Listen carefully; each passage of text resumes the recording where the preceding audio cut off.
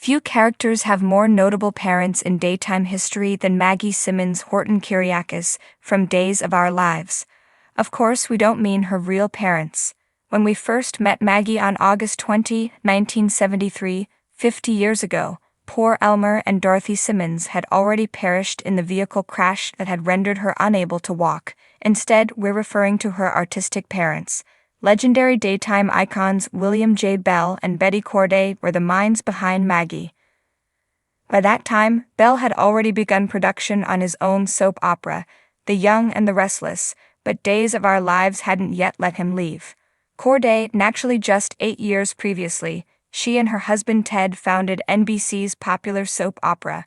Days of Our Lives has always been excellent at producing supercouples, and Bell and Corday had that in mind when they brought a young Suzanne Rogers in almost right out of Radio City Music Hall. It was the young Rockettes' debut performance as a captivating new love interest for Mickey Horton, who at the time was suffering from amnesia and going by Marty. According to Rogers, the first few years were challenging since the show didn't want Maggie in a wheelchair, even though she couldn't walk. I needed crutches for the first 2.5 years of the show, so I did that.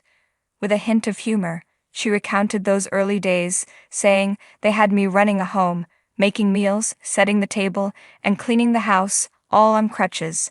It was quite challenging physically. I'm so glad they got a dancer." There was also the romance. The audience all knew that Laura Horton and Mickey were still happily married.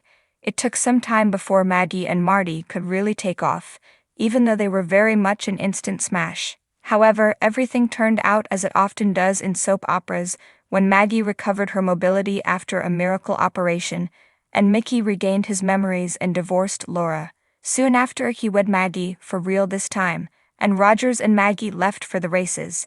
Since she initially appeared, Maggie has dealt with pretty much everything a good soap opera heroine would encounter throughout the years, including alcoholism, affairs, long-lost children, and who's the daddy plots. She has seen highs and lows, operated her own companies, lost the use of her legs again, and was briefly killed off when the Salem slasher appeared to have killed off half the population of Salem.